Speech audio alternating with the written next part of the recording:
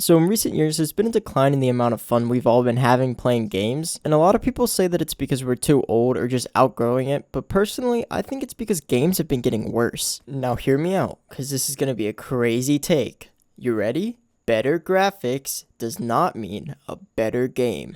An even crazier take is that better graphics doesn't justify a lack of creativity. And that kind of leads us into chapter.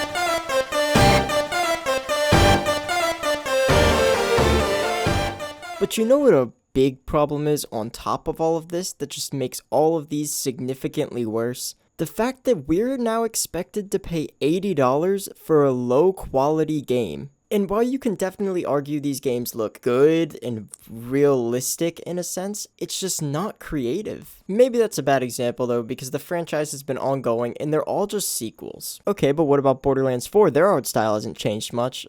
Oh, they're sequels too. And Borderlands fell off at Borderlands 2. Why are they still making sequels? But what about Dying Light and Gears of War and Metal Gear Solid? Are they releasing any new games this year? So it seems like this is the new meta in the gaming industry. But if they're making the same game, how are they doubling the budget? Because at a point, they're making the same game. Probably, I guarantee you, Borderlands 4 is going to have at least half of its assets just taken straight out of Borderlands 3. They're probably not going to add too many new features, although Borderlands does have a very creative gameplay loop. And the budget is almost double for Borderlands 4 than it was for Borderlands 3. And the thing is it's expected to be $80 and they want us to cover the cost. But don't worry, a real fan will scrounge together $80 to buy your shitty ass game. I will bet money that they will add not that much new, and they will just up the graphics and sell it at a massive upcharge. But on the pro company perspective, I get where they're coming from. When you have this many developers and this many people working on a game, it makes sense to make something that's a safe option that sure will make you money, although has a possibility of making significantly less. I still think they should release more Doom games. Doom just does it right for some reason. And they have the audacity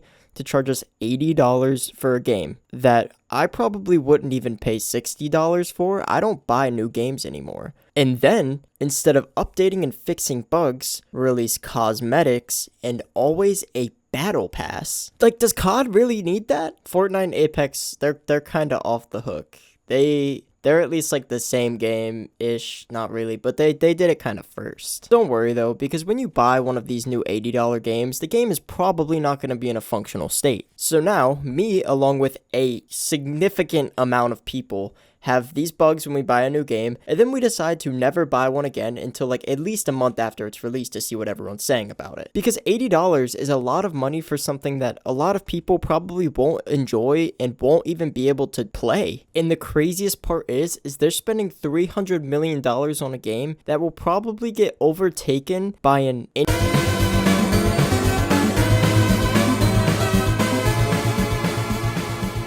Now, are indie games a problem for modern gaming? No. There's no need to be so critical though, okay? But they are the silver lining, possibly the saving grace that we need. These games are the opposite of what the gaming industry stands for. They're super cheap production, a lot of the time passion projects, made by a handful or even one game dev. 99% of the time won't sell in-game cosmetics, and the game is creative. Now, there's one example that really comes to mind when talking about an indie game that was just incredible. It took the world by storm for at least like 6 months or something, which is a long time of relevancy for especially an indie game with a very consistent and straightforward gameplay loop. And of course, the game I'm talking about is none other than Lethal Company. And the thing about Lethal Company is that I seem to have more fun playing that game, which was $10, than games that I've spent close to $60 on. And Lethal Company doesn't have crazy good graphics. They're fitting for the game and what it is. And the game is extremely easy to mod and has a bunch of different very creative monsters and ways to sell items,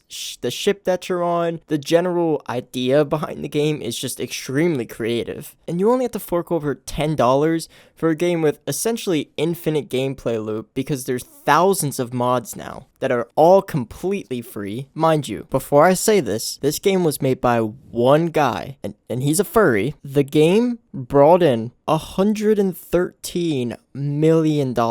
Now, whether I think we should have 110% income tax on furries isn't what we're talking about. And with I'm pretty sure Steam, it's like a 30 or 40% revenue split, but that's still like $30 to $50 million, somewhere around there. Shout out me for making a video on this game that completely fucking flopped. And this sparked the next indie game, which was very similar, mind you, Repo. Similar story as the other one, I don't feel like elaborating again. This time it was a team though, instead of an individual working on the game. And there's a bunch of games like this, especially in the last probably like year, maybe 2 years. People are just going back to indie games now because they don't feel like spending shitloads of money on a game that's not gonna work and that is just boring. They're all the same. People don't really release single player games anymore that are quality because all of the money is in multiplayer games when you can just chill out on battle passes and cosmetics. At least that's where the money is when you have to break $1 billion to even be considered profitable. And I don't really think there's much of a solution to this problem that we can control because if we buy the games or not, a lot of people are going to say they're not, and then tons of people will still buy them. So really, there's not much that's going to happen. The games that release are just going to keep getting worse and worse. But at the same time, since the barrier to entry of creating games is becoming lower and lower, indie games are going to become better and better. So the people who are creative will actually start releasing better and better quality games by themselves. And recently, I've just been playing a lot of older games on my DS. Like I've been playing a couple of Mario games. Really, I've been playing a lot of Pokemon games, and it just reminds me those games are so good, especially compared to modern games. And I think this recent push of indie games just kind of proves the fact that graphics should not come first. And hopefully all these recent indie games blowing up will inspire more and more to come out and make games and publish them. Because especially with all these AI models, you don't even have to be that good at coding anymore if you even know much of anything in order to code a game. But anyways, that's all I've got. Shout out my main channel, sub to this one. We've got 1 sub.